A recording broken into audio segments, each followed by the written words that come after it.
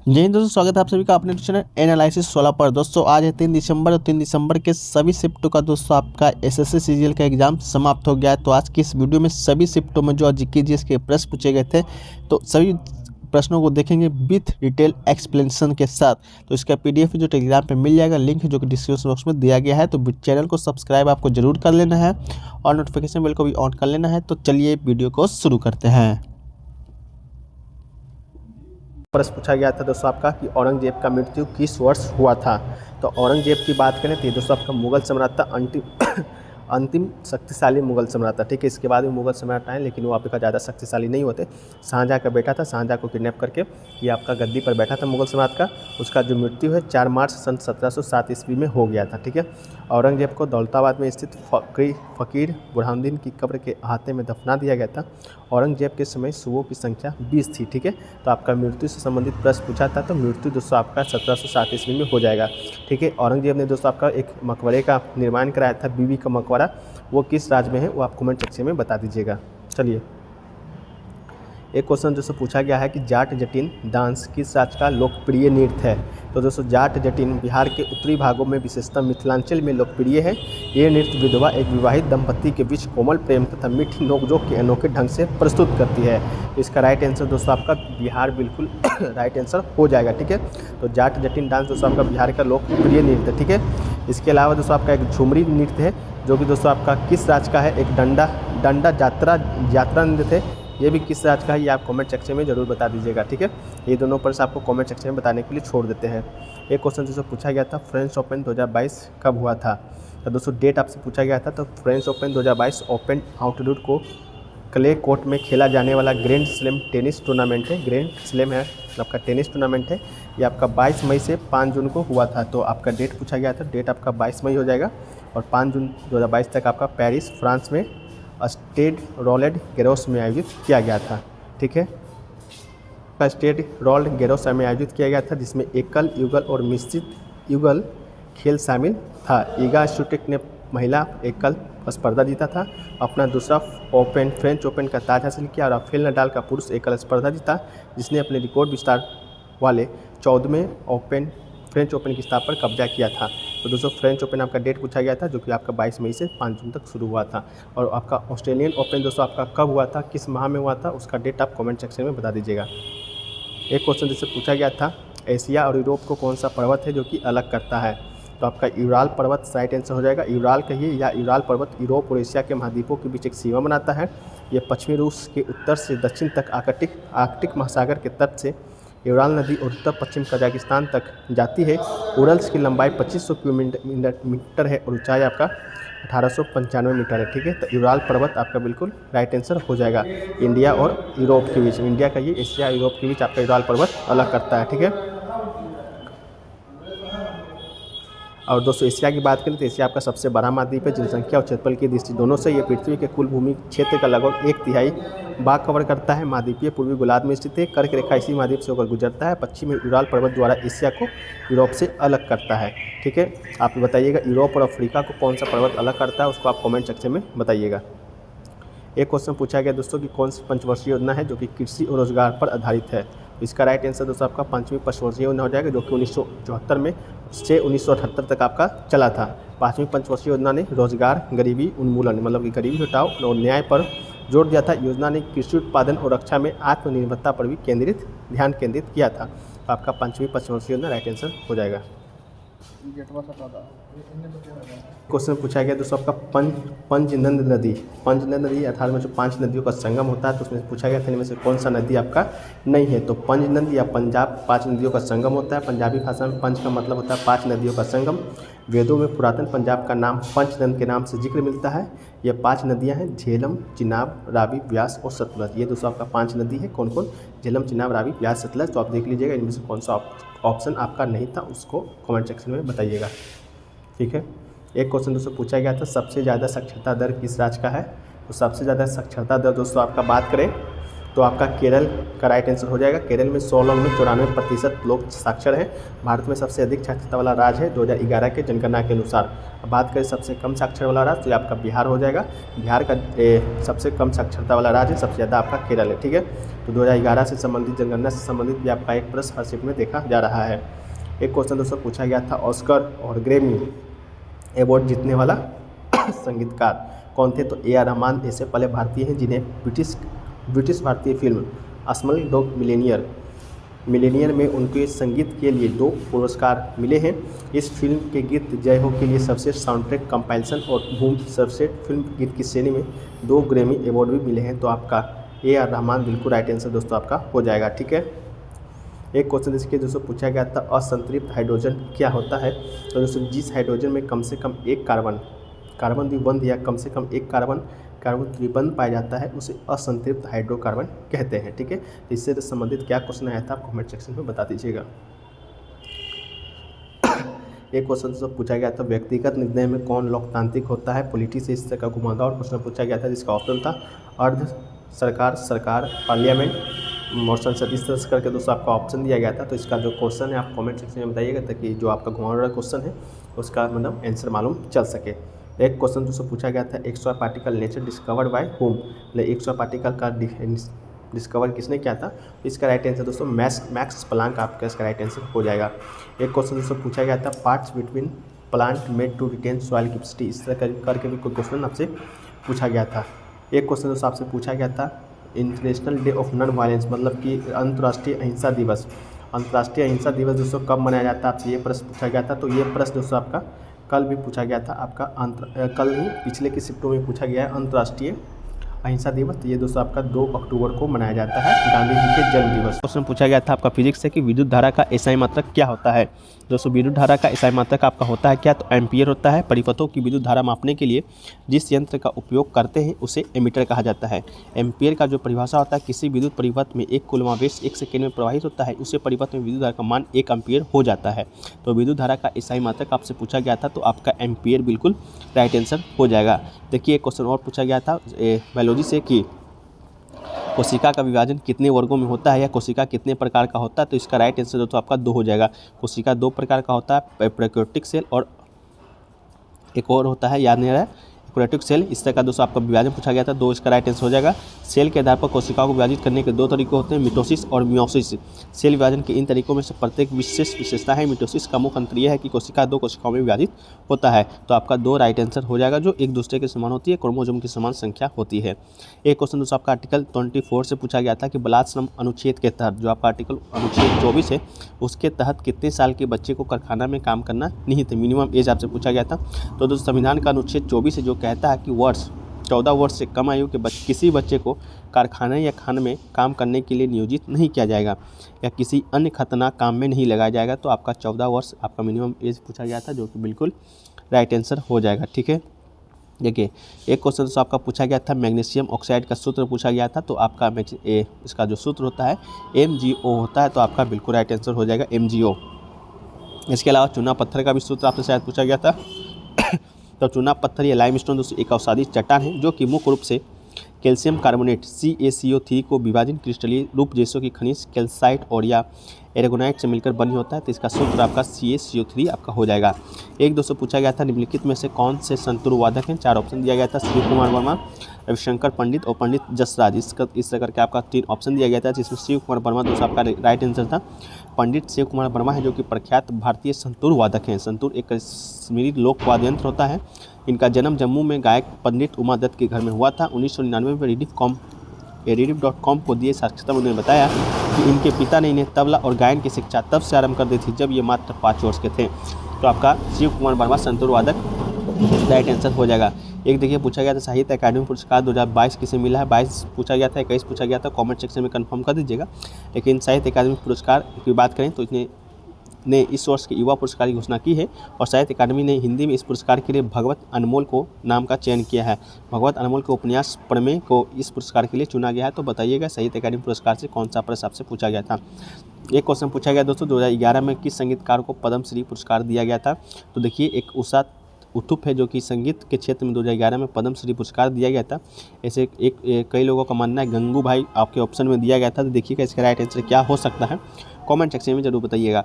एक क्वेश्चन दोस्तों पूछा गया था, दिल्ली सल्तनत के वंशों का क्रम आपको सही करना था। तो दिल्ली सल्तनत में दोस्तों आपका 5 वंश है, जिनका जो आपका क्रम है बता देते हैं। पहला जो आपका गुलाम वंश आया था, जिनका आपका टाइम पीरियड था 1206 से 1290 था। इसके बाद दोस्तों आपका आया खिलजी वंश, जिसका टाइम पीरियड 1290 से 1320 हुआ। इसके बाद दोस्तों आपका तुगलक वंश आया, जो कि 1320 से 1414 तक आया। इसके बाद सैयद वंश 1451 तक। अच्छा, इसके लास्ट में देखा लोधी वंश, जिसकी इब्राहिम लोधी को मारकर बाबर ने मुगल साम्राज्य का स्थापना किया था। तो 1451 से 1526 में 1526 में पानीपत का आपका प्रथम युद्ध हुआ था। तो ये दोस्तों 5 है जो कि दिल्ली सल्तनत के वंशों का क्रम है। तो अपना ऑप्शन के अनुसार उसको सजा लीजिएगा। एक क्वेश्चन दोस्तों पूछा गया था, मेघालय का राज्यपाल कौन है। तो दोस्तों इसका जो राइट आंसर हो जाएगा बनवारी लाल पुरोहित। दोस्तों आपका मेघालय के राज्यपाल हैं बनवारी लाल पुरोहित, इसका राइट आंसर तो हो जाएगा। इसके अलावा दोस्तों आपका मुख्यमंत्री की बात करें तो कॉनराड संगमा दोस्तों यहाँ के मुख्यमंत्री हैं। तो राज्यपाल आपका बनवारी लाल पुरोहित और मुख्यमंत्री आपका कोनेट संगमा।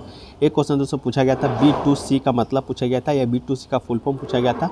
तो दोस्तों बिजनेस टू कंज्यूमर दोस्तों इसका राइट आंसर हो जाएगा।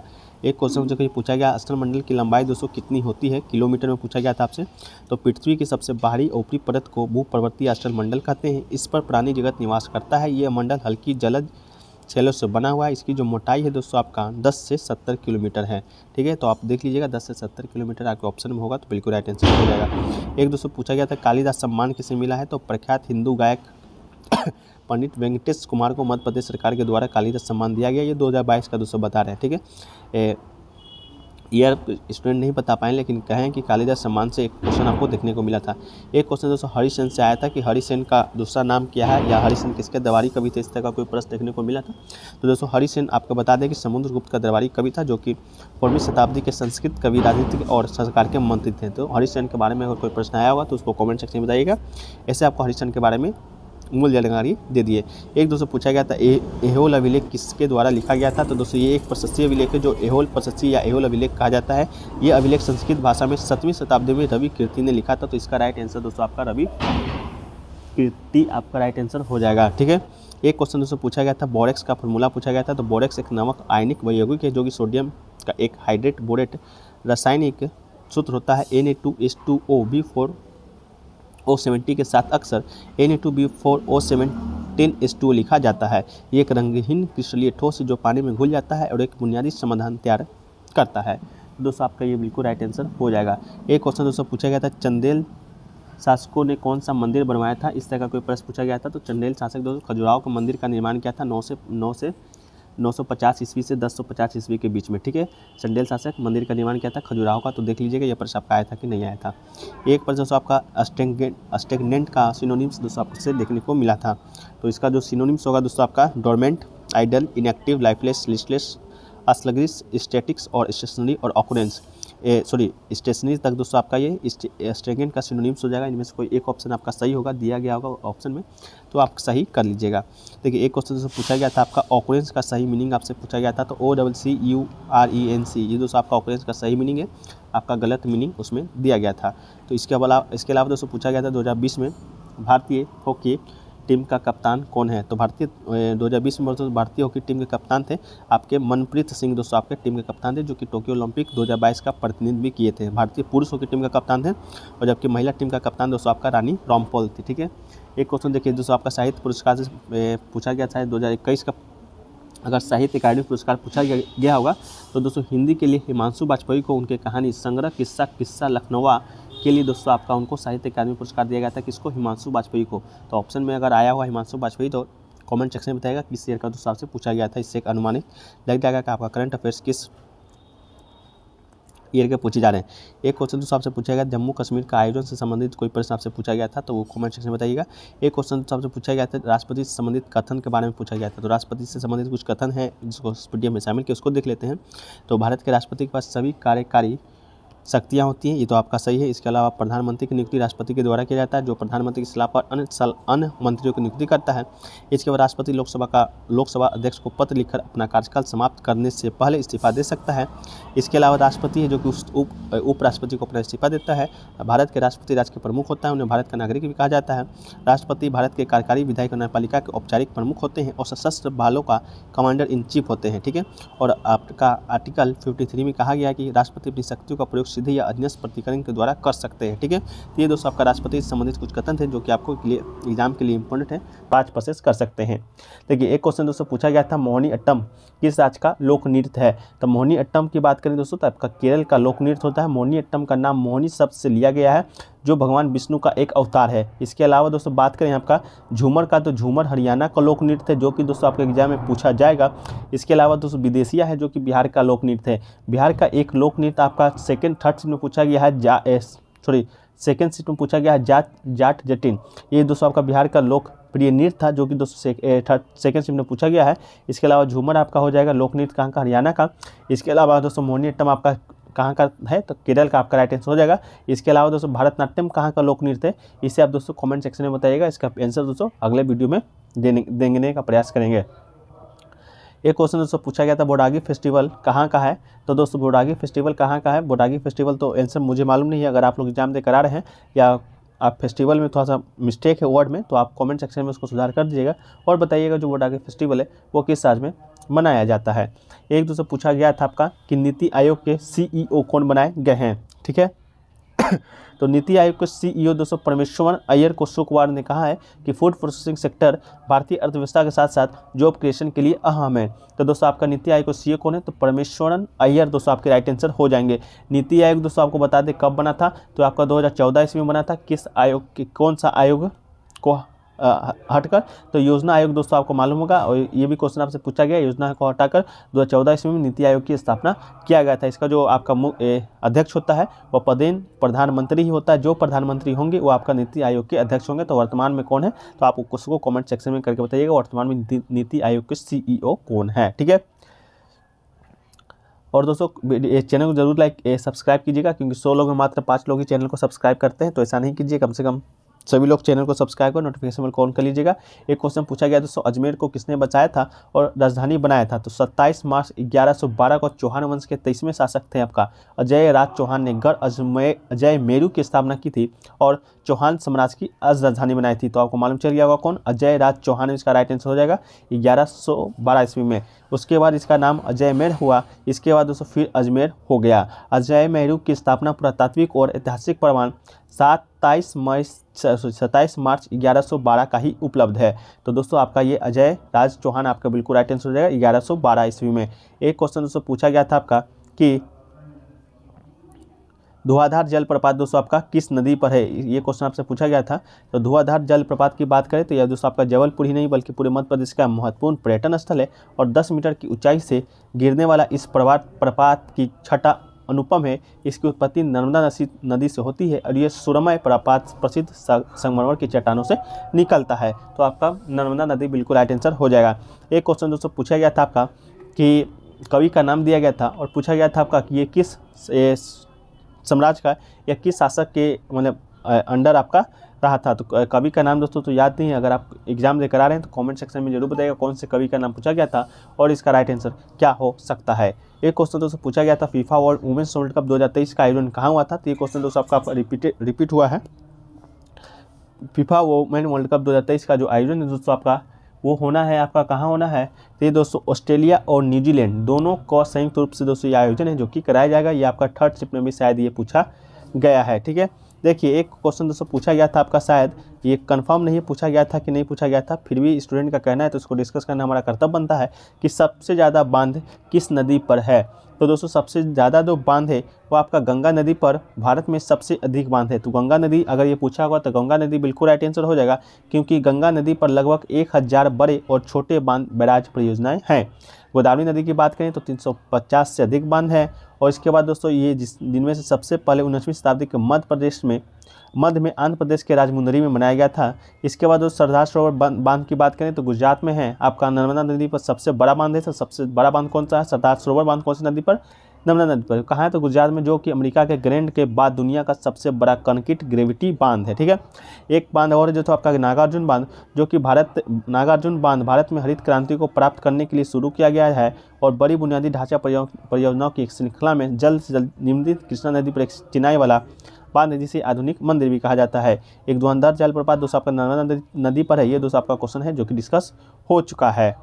था कि छाता जो स्कीम है वो दोस्तों किस राज्य में शुरू किया गया है, तो दोस्तों आपका किस राज्य या केंद्र शासित प्रदेश में छाता योजना मतलब क्यों स्कीम किया है, CHATA। ठीक है, तो दोस्तों आपका उड़ीसा राज्य के जल संसाधन विभाग, कौन उड़ीसा में दोस्तों आपका शुरू किया गया कौन सा विभाग, तो जल संसाधन विभाग ने कम्युनिटिंग and harnessing and harvesting rain water artificial from the terrace to aquifer छाता योजना को दोस्तों आपका अधिसूचित किया है। इसे हाल ही में राष्ट्र मंत्रिमंडल ने 270 करोड़ रुपए के निवेश से मंजूरी दी है। तो दोस्तों आपका यही छाता स्कीम जो आया था आपका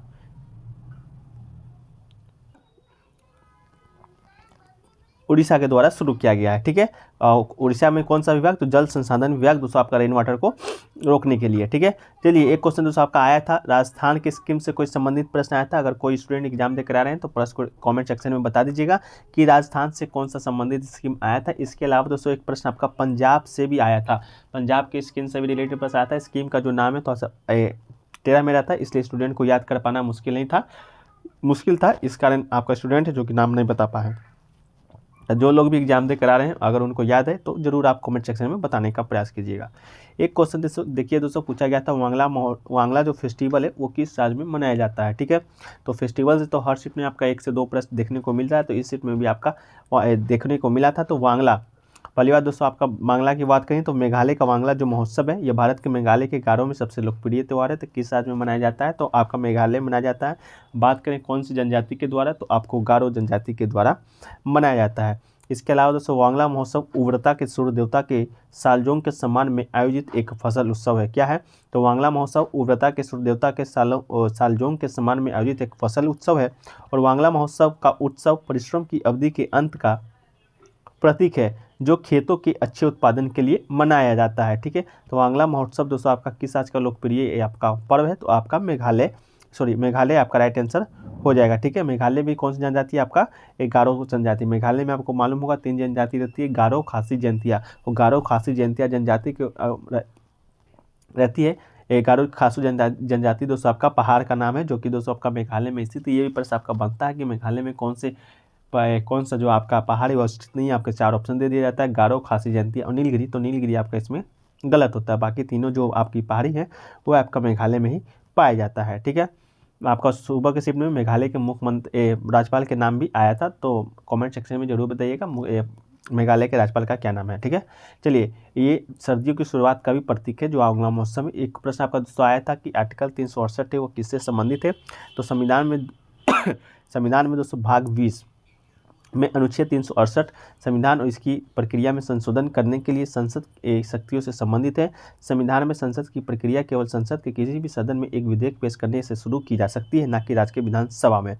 तो दोस्तों आपको मालूम चल गया और 368 जो अनुच्छेद है वो किससे संबंधित है, तो दोस्तों आपका संबंधित है संविधान संशोधन से। तो संविधान संशोधन का जो प्रक्रिया वो किस देश से लिया गया है, तो दोस्तों आपका लिया गया है दक्षिण अफ्रीका के देश से लिया गया है। ठीक है, इसके अलावा भाग पूछेगा कि संविधान संशोधन प्रक्रिया कौन से भाग में है, तो आपका भाग 20 में है। आपको मालूम होगा संविधान में कितने भाग है, तो टोटल आपका 22 भाग है। अनुच्छेद की बात करें तो मूलतः 395 अनुच्छेद है, 22 भाग है। ये सभी प्रश्न दोस्तों आपका एग्जाम में बनते आया है। इसके अलावा जो संसद का विधेयक है वो किस सदन में पेश किया जाता है, तो आपको मालूम होगा लोकसभा और राज्यसभा 2 संसद है। और संसद का 2 अंग है, संसद का 3 अंग होता है, राष्ट्रपति, लोकसभा और राज्यसभा। तो उसी में लोकसभा राज्यसभा में किसी भी सदन में आपका विधेयक पारित करके आपको संविधान संशोधन किया जा सकता है। याद रहे दोस्तों कि आप राज्य की विधानसभा में संविधान में संशोधन है वो प्रक्रिया आपका नहीं होता है। ठीक है, एक क्वेश्चन पूछा गया दोस्तों आपका कि अंतिम मुगल सम्राट दोस्तों कौन था, तो दोस्तों बहादुर शाह जफर, को 1857 ईस्वी के विद्रोह के नेता के रूप में चुना गया था।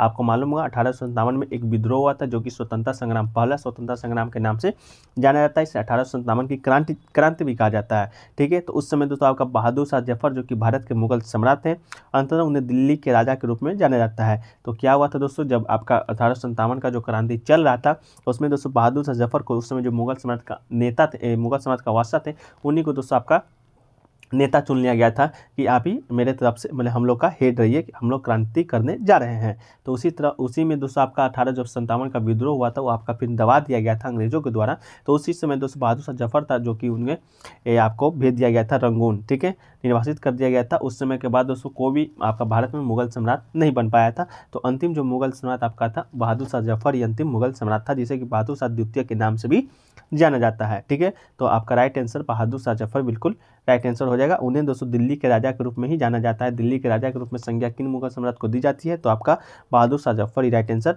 हो जाएगा। और भारत के अंतिम मुगल सम्राट आपका कौन थे, बहादुर शाह जफर है, तो अंतिम थे। तो भारत का पहला मुगल सम्राट कौन था, उसे आप कॉमेंट सेक्शन में बता दीजिएगा। चलिए अब बात करें उनकी मृत्यु का, तो 1862 में उनका मृत्यु हो गया था। 1857 में उनको रंगून भेज दिया गया था। देखिए रंगून में ही उनका मृत्यु हो गया है। उन्हें विद्रोह के सैनिकों के द्वारा शहंशाह हिंदुस्तान यानी भारत का सम्राट कहा जाता था। ठीक है, एक क्वेश्चन देखिए पूछा गया दोस्तों, जिप्सम का रासायनिक फार्मूला आपसे पूछा गया था। तो जिप्सम का रासायनिक फार्मूला या हर्शोट CaSO4 2H2O दोस्तों आपका जिप्सम का रासायनिक फार्मूला होता है। ये एक आपका तहदार खनिज है जिसे सेलेनाइट भी कहते हैं। रासायनिक संरचना की दृष्टि से ये कैल्शियम का सल्फेट है जिसे जल के भी 2 अणु रहते हैं। गर्म करने से जल के अणु निकल जाती है और ये उज्जवल हो जाता है। आकृति में ये दानेदार संगमरमर सदृश हो जाते हैं। तो इसका रासायनिक सूत्र आपसे पूछा गया था, केमिकल फार्मूला पूछा गया था। तो CaSO4 2H2O इसका राइट आंसर हो जाएगा। ठीक है, एक क्वेश्चन जैसे पूछा गया दोस्तों, फीफा वर्ल्ड कप जो अपकमिंग जो फीफा वर्ल्ड कप होना है 2023 में, वो दोस्तों आपका कहाँ होना है। तो दोस्तों आपका Australia and New Zealand will be hosting the FIFA women's World Cup of the first time as joint host, as the number of the participants will be expanded from 24 to 32. It will be also the first tournament to be held in the South Hemisphere. ठीक है, तो आपका 2023 का जो FIFA world cup दोस्तों का होना है वो आपका ऑस्ट्रेलिया और न्यूजीलैंड के संयुक्त रूप से होना है। तो आपका राइट आंसर न्यूजीलैंड और ऑस्ट्रेलिया आपका राइट आंसर हो जाएगा। उन चारों में से कोई एक ऑप्शन भी दिया गया होगा, ऑस्ट्रेलिया चाहे न्यूजीलैंड, तो वो भी आपका राइट आंसर हो सकता है क्योंकि आपका संयुक्त रूप से कर रहा है। ठीक है, इसके अलावा दोस्तों रीजनिंग का बात करें तो रीजनिंग में दोस्तों आपका कोडिंग डिकोडिंग से आपका 3 प्रश्न देखने को मिला था। स्टूडेंट का बताना था। एक आपका प्रश्न आपका ब्लड रिलेशन से आया था। इस शिफ्ट में थोड़ा सा जो हार्ड पूछा गया था वो रीजनिंग का ही पोर्शन पूछा गया था। बाकी जो इंग्लिश का जो पोर्शन है आपका प्रीवियस ईयर के पेपर से ही एंटोनिम सिनोनिम्स को पूछा जा रहा है। जीके के ऊपर हम डिस्कस कर लिए हैं। और मैथ की बात करें तो मैथ का प्रश्न दोस्तों आपका इजी ही पूछा जा रहा है, कोई आपका हार्ड नहीं पूछा जा रहा है। 1 लाइन फॉर्मेट में आपका मैथ का प्रश्न होता है। जो भी एग्जाम का तैयारी करते होंगे आराम से 25 में 25 बना सकते हैं। ठीक है,